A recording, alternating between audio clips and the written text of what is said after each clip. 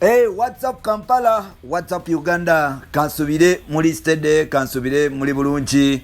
Amanya neddobozi nga bulijjo bampitantambi Jimso, number rich boy Maxud Junior made in Uganda. Ekiriwo mu kibuga Kampala, yo mugaga mankiddwanga Emmanuel Lwasa Akaanze all the way from Masaka. Avudde nategeeza bannakyala abali eyo. N'abagamba nti gwe bw'oba oli eyo ng'osuubira nti ogenda kubeera mu bulamu bwe okusuusa emyaka 5, kyokola kikyamu ddala. Lwasa avudde n'agamba nti ye abakazi ye business ku ye era abeera naawe before myaka 5 nakudampinga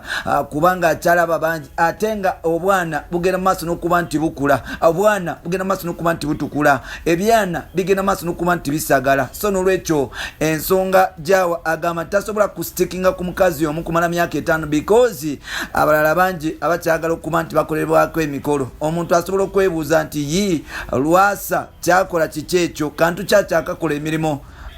nti kantu kikyo akakola emirimu, naye nga otherwise kiriwo kiri nti Lwasa agenda mu maaso n'okuba nti oba oliawo alaga amaanyi eri abakyala. Wetwogerera yadampinga munaffe amanyikiddwanga Diana navaawo tuwulira ettaka ewa Remy. Waliwo omukyala amanyikiddwanga Angel, waliwo omukyala omulala awo gwe yakafuna omukyala yes omuteeso mpolampola all the way from Soroti gwe yagenze maaso n'okuba nti akyusa. So Lwasa emboozi ezo tugenda okuba nti tukutuusako lwaki Lwasa agenda maaso n'okuba nti afuna abakyala n'abasuulawo n'abadampinga, era lwaki Lwasa oba oliawo yegulidde nnyo erinnya mu ngeri y'okuba nti oba oliawo afuna abakyala. Waliwo n'omuyimbi omu amanyikiddwanga Maureen Nantume kibeeza okuba nti mbu yagenda mu maaso n'okuba nti oba oliawo naye amusaba akaboozi, tetumanyi byaggweera. So tujja kuba nti tubikutuusako right about now. Ngenda kusaba ekintu kimu gwe omupya, genda mu maaso n'okuba nti osubscribinga, genda mu maaso n'okuba nti olekawo opinion yo mu comment section, ate genda mu maaso n'okuba nti olekenga video eno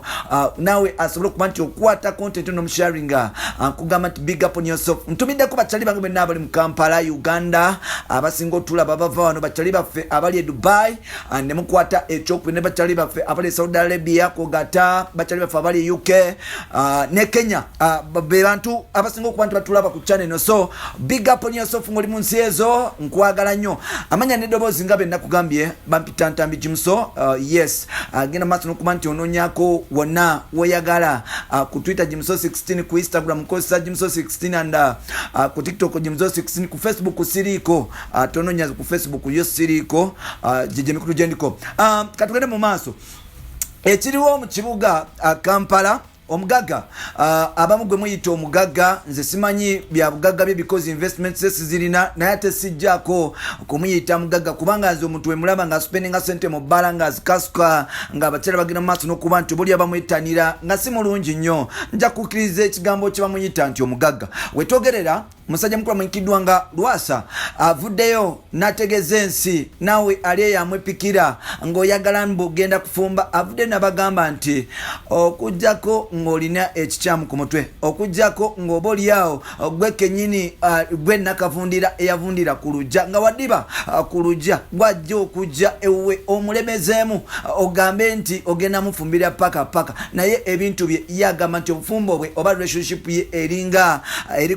bikola bintu bya contract, nti ajja agenda mu maaso n'okuba nti afuna akaana asooka akakwatemu akalaga ebyalo kamulambuza ebyalo kuva Kampala paka Masaka waabwe. After a very short period of time agenda mu maaso n'okuba nti akasuulawo. Lwasa avuddeyo n'ategeeza nti ensonga lwaki oba oli agenda mu maaso n'okuba nti agenda asuulawo abakyala. Agamba nti abakyala mu ennaku zino abakyala mbubayaaye bagenda mu maaso n'okuba nti bamwagala, tebamwagala olw'okuba ye, bamwagala olw'okuba alina ssente, bamwagala olw'okuba ali famous, bamwagala olw'ebibye. So n'ensonga lwaki abakyala agenda mu maaso n'okuba nti oba oliawo ambakyanga, n'okuba nti abadingisa, n'okuba nti abalekawo, n'okuba nti abalumya emitwe, kwogata n'okuba nti abamenya emitima. Recently Lwasa yavaayo n'adapinga omukyala eyali ayagalako Mr. Andrew amanyikiddwanga omukyala bamuyita Angel, era ng'okwanjula kwali mu saidi z'ennaka Kasongola yagenda mu maaso n'okuba nti amudampingawo n'afuna omukyalo omulala Saidi Zestrot era nga naye avudde n'amusuubiza n'amugamba nti baby bino bya just kwewomerwamu tolemezaamu nnyo saagala kuba mu relationship zanjawulo kuba nti saagala kuba nti mu relationship ogiremezaamu kubanga siri ready kuba nti nsetolinga naawe ekibuuzo kiri nti lwaki abawala ennaku zino abawala ababbaala abawala abato beetanira nnyo abasajja abakulukulu be balaba nti oboolyawo balinamu ku kasente omusajja avudde nakugamba nti don't bring your love to me I only want sex and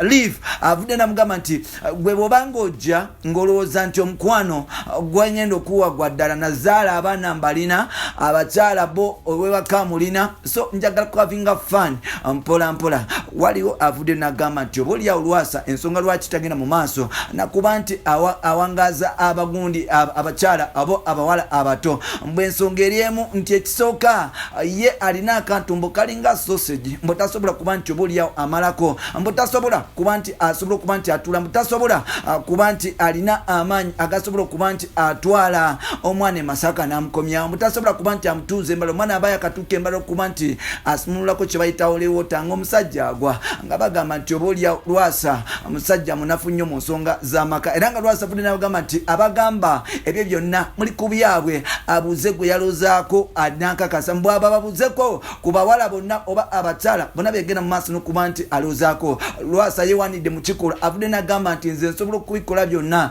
ne bakuli n'engenda n'enkomba awo no kikulaga nti obulya wakatambi akafuluma ku luli eri kali katufu ng'omusajja agenda mu maaso n'okuba nti akolombya oba okuba nti obaolyawo ayisa olulimi wansi eri obalyawo ebuziba ekiriwo Kampala Uganda byebyo bitambula nti ennaku zino simanyi lwaki abantu obaolyawo abantu abatalina mugaso Uganda egenda mu maaso n'okuba nti ebawa omukisa ogenda mu maaso n'okuba nti etusobolera ku especially ku baana baffe nti omuntu asobola okuba nti agenda ku TV ne radio ne bamuwa attention ng'ayogera bintu bya kisiru neewuunya ensi bwetambula nti edda abasajja abaali mu kikula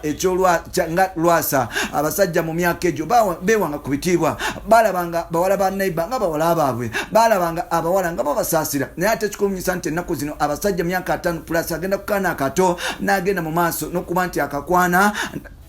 namala nakalabisa ngenda kubawa incident happening omwaka gwali gwa 2017 omusajja amanyikiddwa nga Jack Pemba ngono oboolyawo tycoon okuva wali Democratic Republic of Congo nga yagenda maaso n'okuba nti asetolinga wana e Kampala Uganda kiteebereza okuba nti mbu yagenda mu maaso n'okuba nti afuna omuwala amanyikiddwa nga Hannes Shule manya ge aga social media bwe yagenda mu maaso n'okuba nti oboolyawo amutuusaako ensonga y'omubuliri n'amala okuba nti akimutuusaako n'akwata video ng'omukyala yamusindikira nga ali bwerere nebigenda mu maaso n'okuba nti abita era ng'omukyalo yagenda mu maaso n'okuba nti suffering omukyalo yali ayagala kuba nti yewabuta oyo omwana w'obuwala because reason being yagenda ewa Jack Pemba obaolyawo ng'asuubira okuba nti amukuba sente bwe yamukuba sente obusungu mbu ne bumukwata omusajja n'agenda mu maaso n'okuba nti ata video recently waliwo omukyala abadde trendinga ku Twitter omukyala oyo munyalwana naye ng'abeera wano mu kibuga Kampala yagenda mu maaso n'okuba nti obaolyawo obwere bufuluma nga waliwo musajja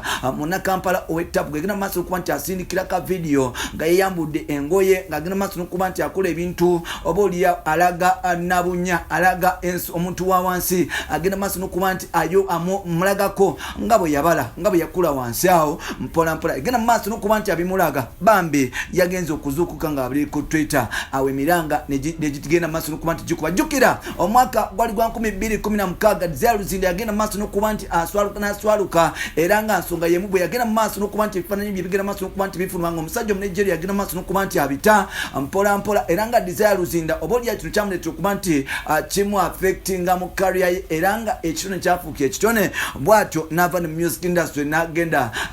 n'ajoininga ze bayita gospel industry yava mu setula n'agenda n'ajoininga ennyimba ez'eddiini ate nga tujjukire nti mu mwaka gwa 2007 nga Cindy yakamala okuba nti yayawukana ne ba Bruce Lee waliwo ekifaananyi kye baata Cindy ng'ali bwerere gwali gwa mwaka gwa 2007 awo 28 Cindy nudes zagenda maaso n'okuba nti oboolyawo zifulumizibwa era nga tujjukira mpolampola omukyala eyali akola ku Bukedde TV nga asoma amawulire ag'ettaba amanyikiddwa nga Robin Amweruka yafeesinga ekintu kye kimu bw'otunuulira omukyala eyali akola ku TV amanyikiddwa nga Anita Fabiola yali akola wali ku NTV yagenda maaso n'okuba nti ebifaananyi bye ng'ali bwerere byagenda mu maaso n'okuba nti oboolyawo bifuluma ate nga ku TV yemu nzijukirako omukyala amanyikiddwa nga Cles Chotohaire y'omu ku bakyala abagenda maaso n'okuba nti bafeesinga ensonga zizimu era ku TV yemu NTV Bettina Tiana yagenda mu maaso n'okuba nti era ebifaananyi bye byagenda maaso n'okuba nti bifuluma era nga byagenda maaso n'okuba nti agoba ku TV ensonga zaali zeekuusa kuba nti oboolyawo badetinga abasajja abakulu ate ne bamala ne babanyiiza abasajja ne basala okuba nti batta ebifaananyi they go always girls always go there for money and after getting disappointed ng'abasajja oboolyawo baboolesa so Lwasa avudde n'agamba nti tojja ewange ng'olowooza omukwano gw'ongulina laavu yange yakuba katebo nnemezaamu n'oziba n'ebyama byombyasa bampita ntambi jimuso mwebale kuba nti mutuwuliza mwebale kuba nti mutwagala until next time.